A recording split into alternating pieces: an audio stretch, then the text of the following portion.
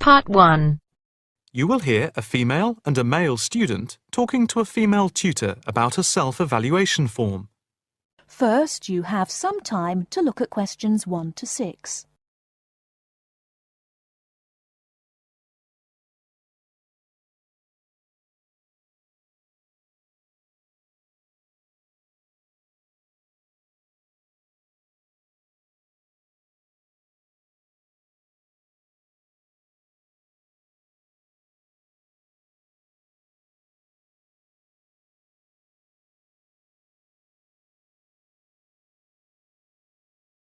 Now we shall begin.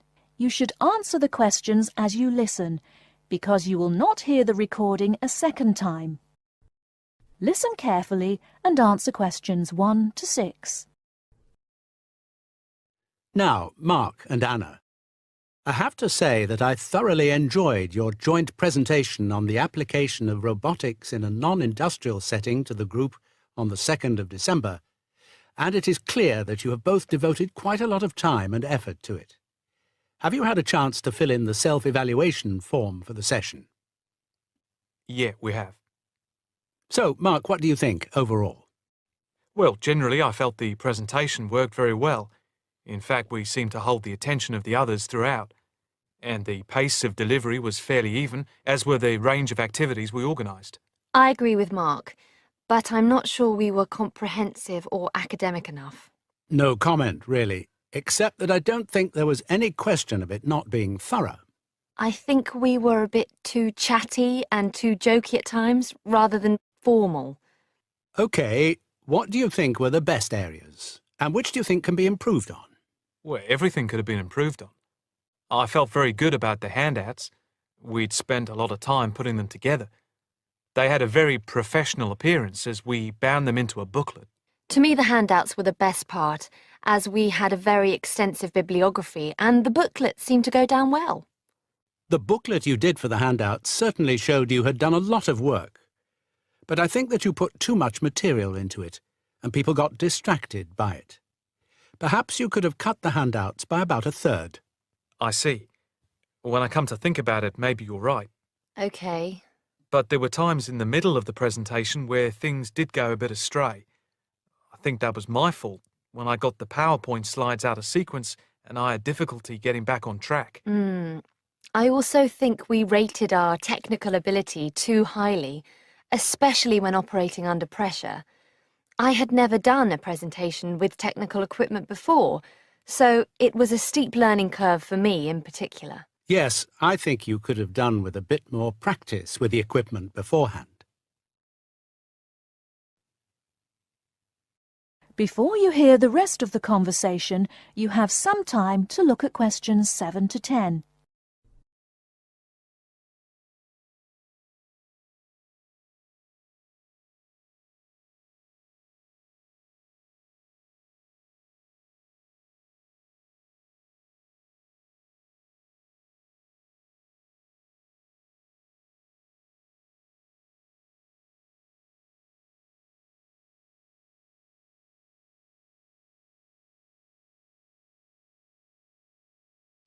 Now listen and answer questions 7 to 10.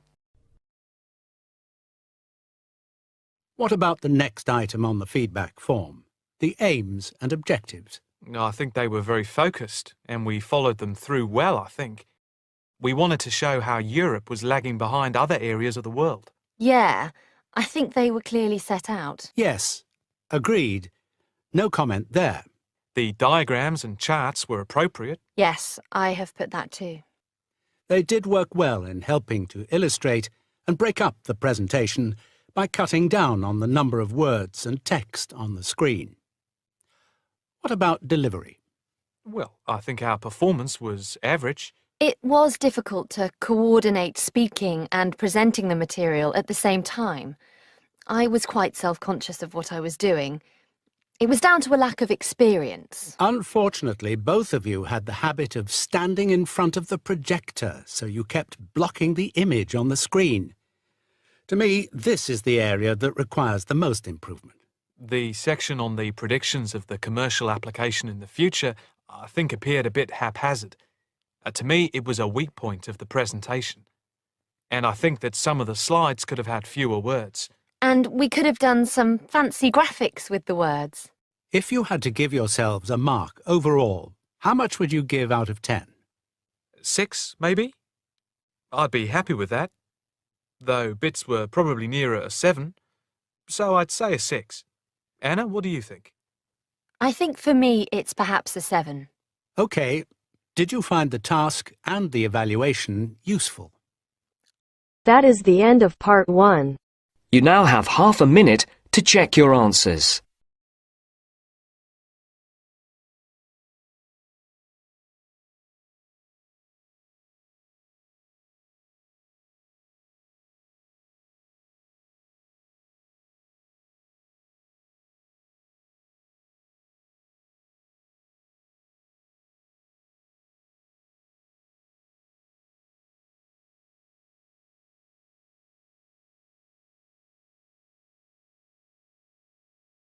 Now turns to part 2.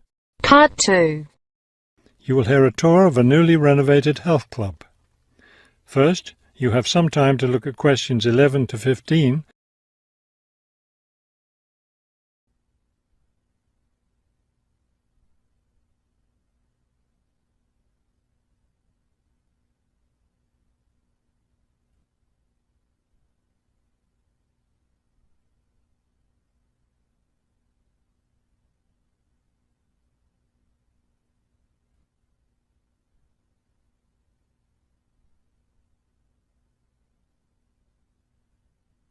As you listen to the first part of the talk, answer questions 11 to 15. Thank you all for coming to see the new renovations to the Hertford Health Club. I know you'll be as pleased as I am to see the wonderful results of our months of hard work to improve the club and bring you the best facilities ever. We'll begin in here with the swimming pool. You'll notice the new colour of the adult pool, a lovely cool green. Now walk over here and look at the children's pool. It's the same green, but as you see, with brightly coloured sea creatures painted everywhere. Both of the pools needed painting, not only for maintenance, but I think the new colour greatly improves the atmosphere of this part of the club. Next, let's take a look at the locker rooms. Don't worry, there's no one using them just now. Doesn't it feel roomy in here? We've expanded both the men's and women's locker rooms, so now they'll be much more comfortable to use. There are bigger lockers, a good deal more room in the dressing area, and more places to store extra towels and equipment. Be careful as you walk through here. The floor's just been polished and may be a bit slippery. Let's go up to the exercise room next. Here, you'll notice a new floor. Walk on it. Doesn't that feel comfortable? It's a special material, softer than the old floor, an ideal surface for jogging and exercising. They had to move all the exercise equipment out while they were working on the floor, but don't worry, it will be brought back in before the end of today. Let's step outside now and look at the tennis courts. We haven't done a great deal here except to the equipment. We replaced all the nets and the ball throwing machine. Otherwise, everything is the same as it was before. Let's walk down this hallway, and here we are at the club store in its new location. We thought here by the entrance was a better place for it than where it used to be by the swimming pool. But it still has all the same items for sale, sports equipment and clothes in the club colours. Before you hear the rest of the talk, you have some time to look at questions 16 to 20.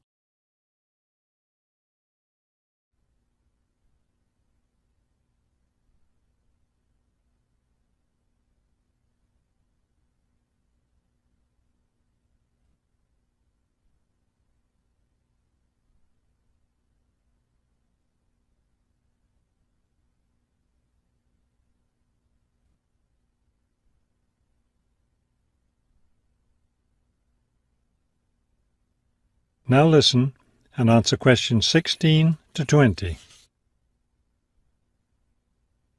We're excited about the upcoming activities and events to take place in our newly renovated club. Now that the pools are ready for use again, swimming lessons will begin tomorrow for both adults and children. If you haven't signed up yet, you can stop by the office before you leave today and put your name on the list. If you're a tennis player, you'll be interested to hear about the tennis competition coming up on Wednesday. Players from different clubs all over the region will be participating. If you'd like to watch the event, tickets are available in the office. Also, I want to be sure you all know you're invited to our club party coming up next weekend. We're celebrating the completion of the renovation work, and we have a lot to celebrate. The entire renovation project was finished in just 9 months. That's 3 months less than the 12 months we'd originally planned on. We're proud of that, and proud that we came in under budget too.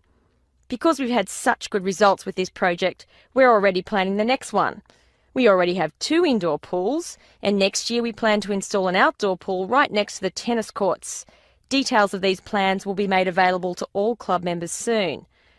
All right, I think we've covered just about everything. Are there any questions?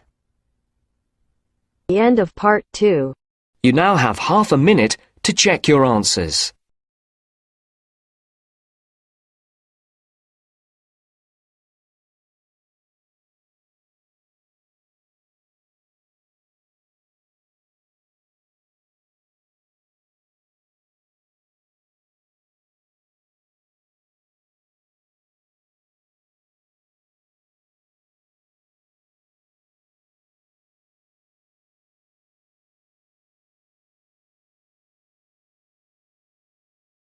Now turns to part 3. Part 3. You are going to listen to a lecture on language learning. First, you have some time to look at questions 21 to 25.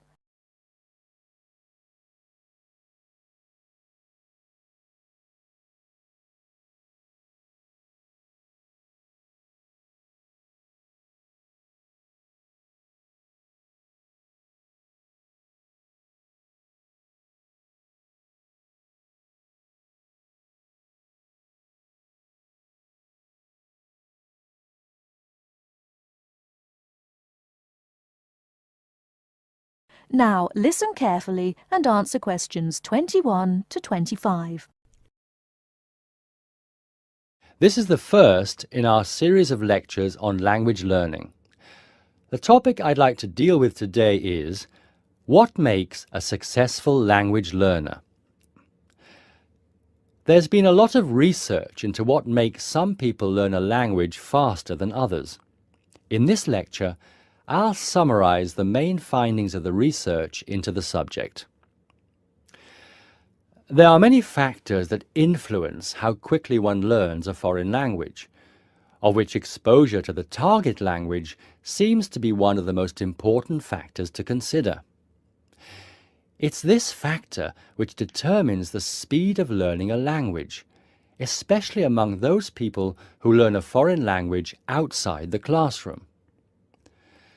There are more people who did not learn a second language or a third language in the classroom, and I think that understanding how learners successfully learn languages without the help of a teacher can provide us with the key to how to become a successful language learner. Let's look then at the characteristics of a successful language learner. Motivation seems to be one of the key factors. Research into motivation has identified 2 main types: instrumental motivation and integrative motivation. Instrumental motivation is the kind of motivation that encourages people to learn a language for practical reasons, such as getting a job or passing an examination. Learners with this kind of motivation intend to use the target language as a tool or instrument to help them achieve a goal. Integrative motivation is what encourages learners to learn a language in order to communicate and socialize with others who speak the language. The primary aim for learners with integrative motivation is to use the language to integrate and identify with the community that uses the language. Immigrants, or people who are married to speakers of another language, are motivated in this way. Although most people have mixed motivation, research into language learning and acquisition suggests that integrative motivation produces much better results and is an important characteristic of successful language learners. Before you hear the rest of the talk, you have some time to look at questions 26 to 30.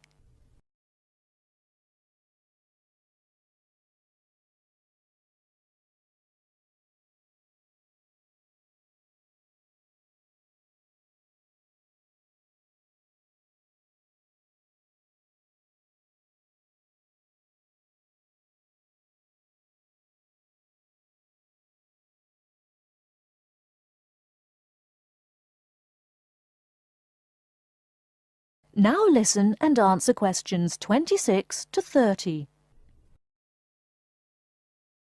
Personality is another important factor in language learning. One does not need to be an extrovert to learn a foreign language, but willingness to experiment and take risks is essential. Introverted or anxious learners who are afraid of making mistakes find it harder to learn a language. Good language learners will try to experiment with different ways of learning vocabulary or grammar until they find the way that suits them best. Language is a complex system. Successful language learners often design complex learning systems to master a language. They think about how they learn and organize their learning accordingly. They develop their own learning style and use a range of learning skills such as efficient revision techniques, systems for learning and organizing vocabulary, the ability to monitor their own speech, and the ability to plan their learning. Finally, age is another major factor to be borne in mind. Children seem to be in the best position to learn a foreign language rapidly and with the best results. Older learners can also be very successful and become proficient at using a language. Adult learners who make decisions about their learning and are independent of the teacher, who are analytical and aware of how they learn, and who take responsibility for their learning, stand a very good chance of learning a foreign language successfully. That is the end of part 3. You now have half a minute to check your answers.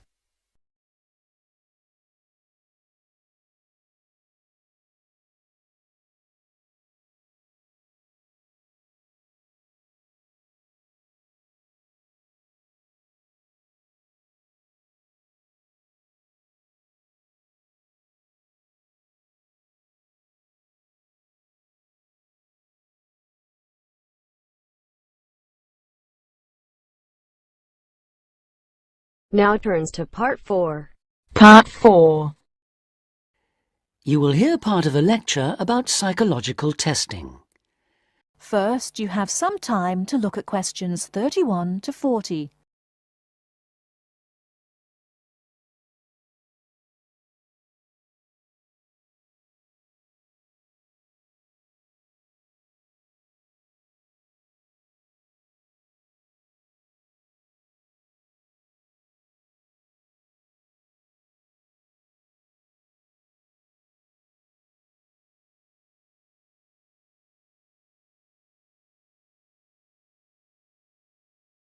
Now listen carefully and answer questions 31 to 40. Hello, my name is Alexandra Blaby, and today I'll be talking about one of the ways in which personality can be assessed, psychometric testing. Psychometric literally means measuring the mind, and there are many carefully constructed tests which attempt to carry out this process. Probably the most common use for these tests is to help people find out the careers that most suit their personality. Many employers ask new job applicants to take a psychometric or personality test as part of their selection procedure. One of the features of this type of test is that there are no right or wrong answers to the questions. For this reason, it would be more accurate to call them assessments rather than tests. There are 4 main types of personality test currently in use. These are questionnaires, ratings tests, projective tests, and objective tests. Let's start by considering questionnaires, as these are by far the most common method. Here, subjects are asked between 50 and 100 questions about themselves. A typical question might be, "Do you enjoy spending time alone?" There are 2 advantages to questionnaires. Firstly, they are easy to administer, and secondly, the questions are answered by the person who knows the subject best, themselves. By contrast, a ratings test is done by someone who knows the subject well rather than the subjects themselves. A rater might be asked, for example, to agree or disagree with a statement about the subject. A typical statement might be, "He laughs a lot." The effectiveness of ratings tests depends on how well the rater knows the subject. Projective tests ask the subject to make sense of information which is unclear in some way. In the famous ink blot test, for example, subjects have to say what a patch of ink on a piece of paper looks like to them. Finally, objective tests. In these tests, the subject has to engage in a physical activity. How they do it will tell the tester something about their personality. For example, the subject might be asked to blow up a balloon until it bursts. From observing how the subject does this, the tester will be able to say how timid or brave he or she is. Perhaps at this stage we should clarify what exactly we learn about people from psychometric tests. The overall purpose of the tests is to identify personality leanings or inclinations rather than fixed qualities or, as some people fear, character weaknesses. This explains why tests often include several similar questions. How consistently the subject answers these will enable the tester to reach an accurate assessment. Incidentally, the assessment procedure may be carried out by a psychologist or another trained individual, but is most frequently done automatically by a computer. The effectiveness of any method which asks questions, of course, is heavily dependent on the individual's willingness to answer a set of standard questions. One of the most well-respected psychometric tests is the Myers-Briggs test, which asks subjects about their preferences in 4 main areas. Firstly, the test asks people where they direct their energy, to the outer world of activity or the inner world of thoughts and emotions. Secondly, people are asked how they prefer to process information, in the form of known facts or in the form of possibilities. The third area is decision-making. Do people make decisions on the basis of logic or of personal values? Lastly, Myers-Briggs tests ask people how they prefer to organize their lives, in a structured or a flexible way. Although there are those who disapprove of personality testing, there is no doubt that it is here to stay. Human beings have always been curious to find out about themselves and others. Psychometric testing gives them an objective, scientific means of doing this. Well, that's all for today. Tomorrow I'll be examining ways of measuring intelligence. That is the end of part 4. You now have half a minute to check your answers.